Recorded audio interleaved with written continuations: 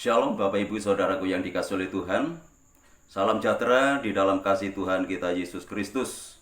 Oleh kemurahan Tuhan, pada sore hari ini kita dipertemukan kembali lewat ibadah doa yang masih Tuhan sediakan di dalam kehidupan kita. Saya percaya Bapak Ibu Saudara semua di dalam perlindungan Tuhan, semua di dalam keadaan yang baik karena penyertaan Tuhan. Walaupun kita saat ini masih melakukan ibadah di rumah, namun tidak mengurangi kesetiaan dan kesungguhan kita untuk kita menghadap kepada Tuhan. Dan tema kita pada sore hari ini yaitu pesan kenaikan Tuhan Yesus ke surga. Karena ini sebuah pesan, ini adalah sesuatu yang harus kita perhatikan. Karena ini sesuatu yang penting di dalam kehidupan kita yang percaya kepada Tuhan. Lalu apa pesan yang dinyatakan oleh Tuhan dalam kehidupan kita? Maka kita baca di dalam Injil Matius pasal yang ke-28 ayat yang ke-18 sampai ayat yang ke-20. Demikian bunyinya. Yesus mendekati mereka dan berkata, "Kepadaku telah diberikan segala kuasa di surga dan di bumi.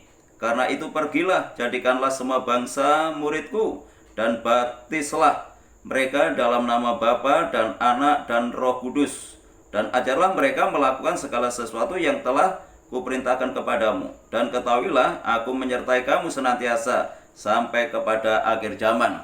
Inilah pesan yang dinyatakan Tuhan kepada murid-muridnya pada saat itu, supaya menjadikan segala bangsa menjadi muridnya. Dengan kata lain, kita harus memberitakan Injil kepada mereka yang belum percaya kepada Tuhan. Kalau kita sebagai seorang marketing untuk menawarkan sesuatu kepada orang lain, kalau itu dalam bentuk barang, maka barang itu harus kita kenakan lebih dahulu di dalam kehidupan kita untuk meyakinkan orang yang akan membelinya. Kalau kita sebagai seorang marketing menawarkan produk makanan, maka makanan itu harus kita nikmati lebih dahulu supaya kita dapat meyakinkan bahwa apa yang kita tawarkan itu adalah makanan yang nikmat, yang lezat, yang menarik, yang bergizi, dan lain sebagainya. Demikian pula, ketika kita menawarkan berita Injil ini kepada orang lain, Injil itu harus nyata lebih dahulu di dalam kehidupan kita. Nah, sekarang apa yang disebut dengan Injil? Injil itu adalah kabar baik. Kenapa disebut kabar baik? Karena berita yang menyelamatkan kehidupan manusia yang berdosa. Jadi semua manusia adalah manusia yang berdosa. Seyogianya semua manusia yang merasa dirinya berdosa harus membuka hatinya untuk menerima Injil ini. Lah, Injil menjanjikan keselamatan lewat pengampunan dosa. Nah, itu sebabnya sebelum Injil itu diberitakan, Injil itu harus nyata lebih dahulu di dalam kehidupan kita. Kalau Injil itu berbicara masalah pengampunan dosa lewat pertobatan, maka kita menjadi anak Tuhan yang harus bertobat. Bertobat di sini bukan berarti dulunya kita belum percaya kepada Tuhan, sekarang percaya kepada Tuhan, itu dikatakan bertobat. Tetapi lebih daripada itu, seringkali kita sudah menjadi orang Kristen sekian lama, bahkan bertahun-tahun, kita tidak mengalami pertobatan di dalam kehidupan kita. Bertobat itu artinya berubah. Bertobat itu artinya berhenti untuk berbuat dosa, tidak mengulangi lagi kesalahannya. Itu yang harus nyata lebih dahulu di dalam kehidupan kita. Apakah saat ini kita sudah mengalami perubahan di dalam kehidupan kita? Baik di dalam tingkah laku kita, dalam perkataan kita, dalam kehidupan nikah kita, dalam kejujuran kita. Apakah hidup kita sudah berubah? Itu yang harus nyata lebih dahulu di dalam kehidupan kita untuk meyakinkan orang itu bisa menerima Injil. Itu yang pertama. Yang kedua, kita baca di dalam Kisah Rasul pasal yang kedua, ayat yang ke-46 dan 47. Dengan bertekun dan dengan sehati mereka berkumpul tiap-tiap hari dalam bait Allah.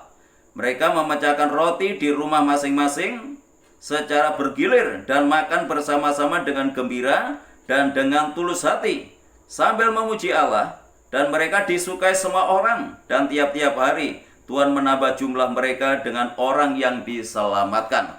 Sangat luar biasa. Jadi yang pertama, Injil itu harus nyata di dalam kehidupan kita lewat perubahan-perubahan hidup yang nyata di dalam kehidupan kita. Dan yang kedua,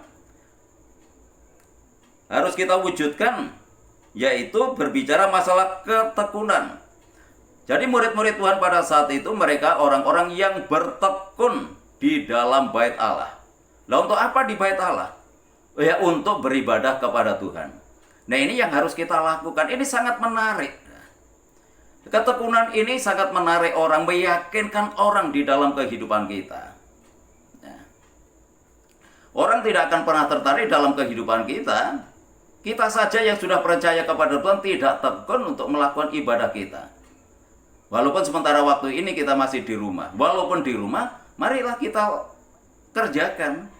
Kita laksanakan ibadah itu dengan ketekunan. Dengan hati yang mengasihi kepada Tuhan. Sama seperti yang dilakukan oleh murid-murid pada waktu itu. Mereka setiap hari tinggal di bait Allah. Walaupun mungkin saat ini kita tidak setiap hari untuk beribadah kepada Tuhan, tetapi Tuhan sudah membuka jalan, jam-jam yang sudah Tuhan sediakan dalam kehidupan kita, hari-hari yang menjadi ketetapan kita, di mana kita beribadah kepada Tuhan, marilah kita lakukan dengan kesetiaan. Sehingga orang lain melihat kehidupan kita itu sangat menarik. Kalau kita sebagai orang yang percaya kepada Tuhan, itu hukumnya wajib untuk beribadah kepada Tuhan disertai dengan ketekunan. Yang ketiga, mereka berkumpul tiap-tiap hari dalam bait Allah dan mereka hidup di dalam kesehatian. Ini sangat penting sekali. Di dalam memberitakan Injil, kita harus menjadi anak Tuhan yang tekun, kita harus menjadi anak Tuhan yang sehati.